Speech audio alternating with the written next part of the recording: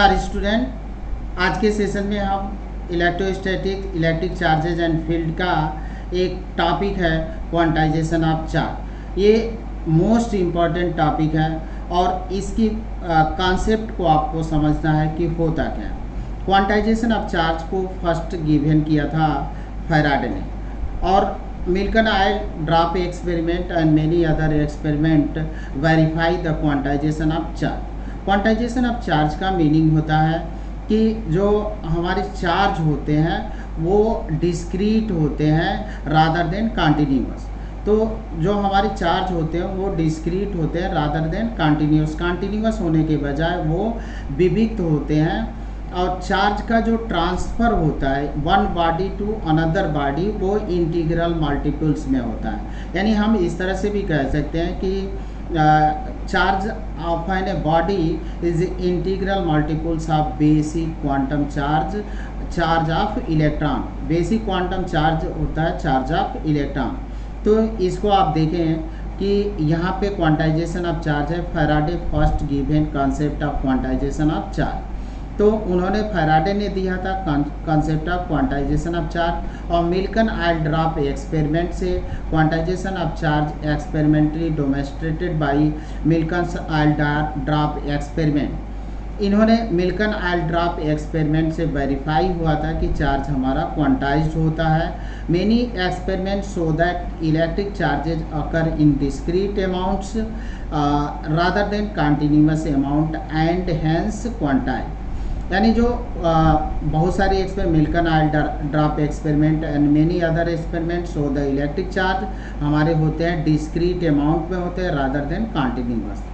अब ये क्वांटाइजेशन का मीनिंग समझते हैं कि क्वांटाइजेशन का मीनिंग क्या होता है। तो यहाँ पे आप देखें क्वांटाइजेशन का मीनिंग है हमारा कि ये आपके पास कुछ पेंसिलें हैं और कुछ बच्चे हैं आपके पास।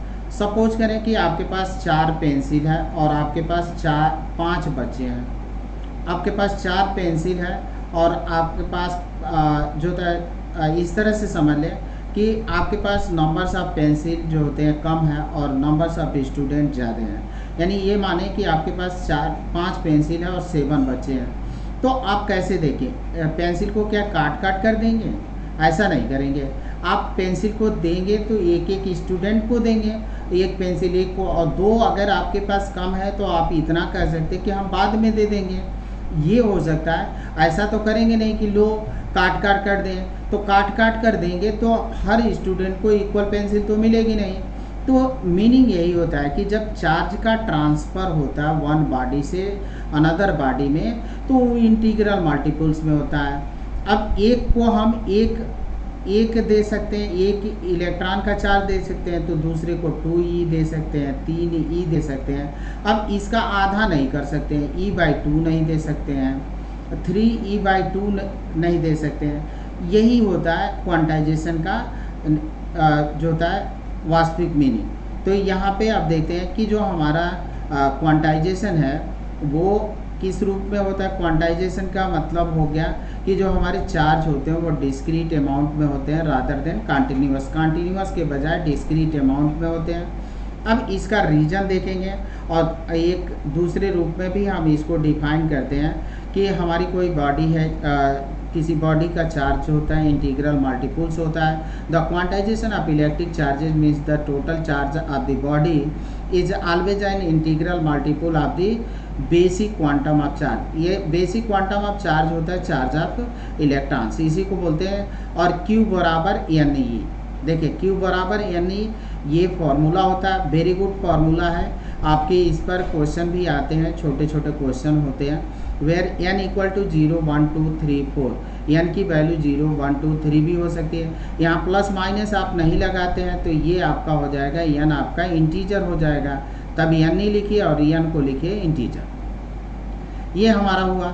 अब इसका काज क्या होता है? काज होता है the basic cause of quantization is that during rubbing only an integral number of electron can be transfer. अब यहाँ पे इसका मतलब समझ लीजिए। देखिए कि ये एक चीज़ था कि जब हम इसको क्या करते हैं कि ग्लास रॉड को यहाँ पे हमने ले लिया ग्लास रॉड, और ग्लास रॉड को जब हम सिल्क क्लॉथ से रब करते हैं, यहाँ पे हमारे पास सिल्क क्लॉथ है और सिल्क क्लॉथ से आपने रब किया, तो इससे इलेक्ट्रॉन जो होते हैं ट्रांसफ़र होते हैं इसमें। तो जब यहाँ से इलेक्ट्रॉन जाएगा वो इंटीग्रल होगा। तो यही कह रहा है कि ट्रांसफ़र ऑफ इलेक्ट्रॉन जो हम जब रब करते हैं during rubbing, transfer of electron जो quantization of quantization is that during rubbing only an integral number of electron can be transfer. तो यहाँ से इलेक्ट्रॉन जो ट्रांसफ़र होगा वो E हो सकता है, 2E हो सकता है, 3E हो सकता है, 4E हो सकता है। यहाँ से जो इलेक्ट्रॉन गया वो या तो E होगा, 2E होगा, 3E होगा, 4E होगा। अब ये नहीं होगा कि E/2 हो जाए, E/2 चला जाए, 3E/2 चला जाए, 5E/2 चला जाए, ऐसा नहीं होगा। इलेक्ट्रॉन जब यहाँ से इस पर ट्रांसफ़र होगा तो वो किस में ट्रांसफ़र होगा, इंटीग्रल में ट्रांसफ़र होगा। इसी को बोलते, यही रीज़न होता है क्वांटाइजेशन ऑफ चार्ज का। तो यह basic cause of quantization is that during the rubbing only an integral number of electron can B transfer. जो इलेक्ट्रॉन हमारे ट्रांसफ़र होते हैं वो इंटीग्रल नंबर में ट्रांसफ़र होते हैं। This is the cause of quantization, यही कारण होता है क्वांटाइजेशन का। अब देखिए कि ये तो हो गया कि चार्ज जो हमारे होते हैं किसी बॉडी का E हो सकता है, 2E हो सकता है, 3E हो सकता है, 4E हो सकता है, इनके बीच में नहीं हो सकता। जैसे E/2 नहीं हो सकता, 3E/2 नहीं हो सकता, 5E/2 नहीं हो सकता। अब यहाँ पे रिसेंटली एक खोज हुई है, आधुनिक खोज हुई है, और ये देखा गया कि जो हमारे एलिमेंट्री पार्टिकल्स होते हैं, जैसे आपके प्रोटॉन है, न्यूट्रॉन है, जो न्यूक्लियस के अंदर होते हैं, कंटेंट्स या कंसिस्ट ऑफ ए क्वार्क्स, और क्वार्क्स से मिलकर बने होते हैं, और क्वार्क्स का चार्ज होता है +2/3e और -1/3e। तो इस कॉन्सेप्ट को देखते हैं, और एनसीईआरटी में एक क्वेश्चन के रूप में इसको दिया है। तो क्वार्क्स होते क्या है, यहाँ पे क्वार्क्स का कॉन्सेप्ट भी क्लियर होगा आपको, और ये क्वेश्चन भी करने को मिलेगा। तो एनसीईआरटी का क्वेश्चन है 31। तो देखें यहाँ पे क्वेश्चन क्या कह रहा है। यहाँ पे quark, it is now believe that proton and neutrons which constitute nuclei of ordinary matter are themselves built out of more elementary units called quarks. A proton and neutrons consist of 3 quarks each. Two type of quarks, the so-called up quarks U से represent करते हैं, denoted by up charge +2/3e, and down quarks D से represent करते हैं up charge -1/3e, together with electrons built of ordinary matters. Quarks of other types have also been found which rise to different unusual varieties of matter, suggest a possible quarks composition of proton and neutrons. अभी यहाँ पे देखिए कि कहा गया कि अब जो हमारे प्रोटॉन और न्यूट्रॉन्स है, ऐसा विश्वास किया जाता है जो नाभि की रचना करते हैं, वो जो होता है कि छोटे एलिमेंट्री पार्टिकल्स और built out of more elementary और अदर एलिमेंट्री पार्टिकल्स जो होते हैं, एक छोटे एलिमेंट्री पार्टिकल क्वार्क से बने होते हैं। A proton and neutron consist of 3 quarks. Proton और न्यूट्रॉन्स में 3 क्वार्क से मिलकर बने होते हैं अलग अलग। मतलब प्रोटॉन भी 3 क्वार्क से मिलकर बना होता है और न्यूट्रॉन भी आपके 3 क्वार्क से मिलकर बने। 2 टाइप ऑफ क्वार्क्स हमारे 2 टाइप्स के होते हैं। Up quark denoted by U and charge of up quark is +2/3e, and down quarks denoted by small d of charge -1/3e, together with electron. अब यहाँ पे देखिए क्या, अभी इसमें क्वेश्चन आपका क्या बनाया कि आप बताइए कि इसका जो प्रोटॉन है न्यूट्रॉन है उसका क्वार्क, इसमें 3 है क्वार्क, तो इनका कंपोजिशन कैसे होना चाहिए। मतलब प्रोटॉन में आपके कितने क्वार्क्स हैं, कितने अप हैं, कितने डाउन हैं। इसी तरह से न्यूट्रॉन में कितने अप और डाउन मिलकर बनाते हैं। हर तो सब प्रोटॉन भी और न्यूट्रॉन में भी 3-3 क्वार्क होते हैं। अब कितने अप होता है, कितने डाउन होता है, ये हमको कंपोजिशन बताना है। अब यहाँ पे देखिए कि ये क्वांटाइजेशन के कॉन्सेप्ट को तोड़ता है, क्वांटाइजेशन के कॉन्सेप्ट को तोड़ता है, क्योंकि अभी हम लोगों ने क्वांटाइजेशन में देखा था कॉन्सेप्ट में कि जो हमारा किसी बॉडी का टोटल चार्ज होता है वो integral multiple of basic quantum charge e के इंटीग्रल मल्टीपल होता है। यानी ई हो सकता है, 2e हो सकता है, 3e हो सकता है। बट यहाँ पे आप देख रहे हैं कि +2/3e है और -1/3e है। तो यहाँ पे तो कॉन्सेप्ट एक तरह से देखें टूट रहा है। बट आप क्वार्क्स जो होते हैं इंडिपेंडेंटली फाउंड नहीं होते, स्वतंत्र रूप से नहीं पाए जाते हैं। ये अभी तक न्यूक्लियस में ही फाउंड किए गए हैं, पाए गए हैं। इसलिए अभी भी हमारा कॉन्सेप्ट ऑफ क्वांटाइजेशन चेंज नहीं है। कॉन्सेप्ट ऑफ क्वांटाइजेशन अपनी जगह पर उसी तरह से वैलिड है।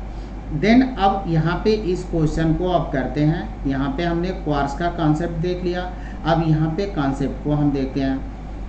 अब देखिए, since proton neutron consist of 3 quark each, मतलब प्रोटॉन और न्यूट्रॉन में कितने क्वार्क्स हैं, आपके 3 क्वार्क्स हैं। तो हम सपोज कर लें कि आपके ये है क्या कहते हैं, प्रोटॉन में अप क्वार्क के एक्स है। तो let up quarks in proton is x. तो डाउन क्वार्क कितने हो गए, 3 - x हो गए, क्योंकि टोटल संख्या कितनी है आपके x है। तो अब down quark, then numbers of down quarks कितना होगा, 3 - x।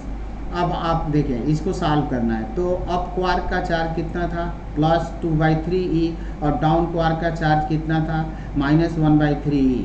तो इसमें 2/3e का गुणा करें, इसमें आपके -1/3e का गुणा करते हैं, और then equal to charge of proton.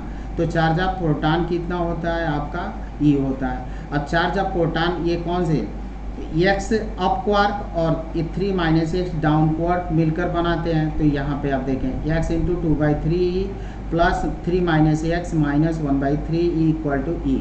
अब इसको सिंप्लीफाई करते हैं। तो -1/3 को इसमें मल्टीप्लाई करेंगे, फिर इसमें, तो आप मल्टीप्लाई करेंगे तो ये आपका इतना हो गया, और ये हो गया आपका 3 × -1/3e, और ये माइनस इस माइनस से मल्टीप्लाई किए तो आपका प्लस हो गया, और 1/3ex बराबर ही। अब देखिए 1/3ex और 2/3ex मिलकर कितने हो गए, 3/3ex, और ये आपके 3/3ex और माइनस, और 3 से 3 कट गया तो -e। तो यानी 3/3 कैंसिल हुआ, ex मिला -e। तो ex - e बराबर e। अब e को आप इस तरफ ला देंगे तो x बराबर कितना मिले, ex बराबर 2e। देन आपको x कितना मिल गया, 2। यानी प्रोटॉन में अप क्वार्क कितने हैं, 2, डाउन क्वार्क कितने हुए आपके 3 - 2 = 1। यानी प्रोटॉन में आपके 2 अप क्वार्क हैं और डाउन क्वार्क कितने हैं, 1। अप क्वार्क को किससे डिनोट करते हैं, U से, और डाउन क्वार्क को किससे डिनोट करते हैं, D से। तो कंपोजिशन ऑफ प्रोटॉन कितना हो जाएगा आपका, ये हो जाएगा। देखिए 2 तो U है, अप क्वार्क है, और ये एक आपका डाउन है, तो UUD। अब सिमिलरली हम निकालते हैं न्यूट्रॉन का। तो न्यूट्रॉन में अप क्वार्क मान लेते हैं x, और डाउन क्वार्क मान लेंगे 3 - x। तो let up quarks is x, neutron में x down quark up quark है, तो डाउन क्वार्क कितने हो गए आपके 3 - x। और चार्ज ऑफ न्यूट्रॉन कितना होता है आपका, 0 होता है। तो अब x गुणे +2/3e + 3 - x गुणे -1/3e बराबर 0, क्योंकि चार्ज ऑफ प्रोटॉन आपके 0। अब इसको सिंप्लीफाई करते हैं, तो इसको इसमें मल्टीप्लाई कर लें, -1/3 को इसमें और फिर इसको। तो देन हमको 2/3ex + 3 इंटू, या ऐसे करें यहाँ पे आएगा 3 × -1/3 और प्लस, ये माइनस इस माइनस को प्लस किया तो +1/3ex। अब इसको सॉल्व करेंगे तो देखिए यहाँ पे 1/3ex, 2/3ex, 3/3ex, और ये 3 से 3 कट गया तो -1, 3 से 3 आपका ये कट रहा है तो ex - e। तो ex आपको कितना मिल जाएगा, 1। यानी न्यूट्रॉन में आपके अप क्वार्क कितने हैं 1, तो डाउन क्वार्क कितने होंगे 3 - 1 = 2। तो कंपोजिशन ऑफ न्यूट्रॉन आपका हो जाएगा UDD। ये आपका क्वेश्चन था। तो थैंक यू स्टूडेंट।